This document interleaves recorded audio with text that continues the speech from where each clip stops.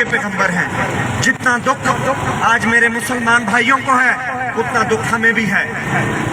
جس کتی شرما نے حضور پاک صلی اللہ علیہ وسلم کی شان میں گستاخی کی ہے، جس کتے چندال نے حضور پاک صلی اللہ علیہ وسلم کی شان میں گستاخی کی ہے، میں آج اپنے سکھ قوم کی طرف سے کہتا ہوں کہ حضور پاک صلی اللہ علیہ وسلم کی گستاخی کی صرف ایک سزا، سر تن سے جدا۔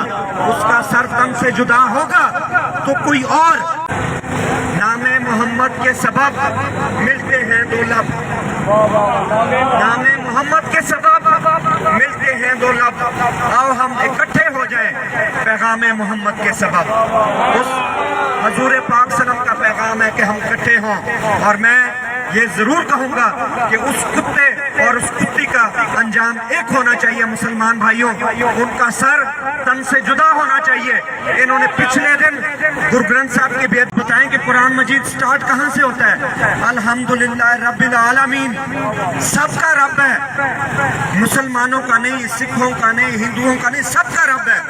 اور حضور پاک سرور کائنات کے لیے جو الفاظ استعمال ہوتے ہیں وہ کیا ہے کہ حضور پاک صلی اللہ علیہ وسلم رحمت العالمین ہے، وہ سرور کائنات ہے، وہ سب کے حضور ہیں، وہ سب کے پیغمبر ہیں۔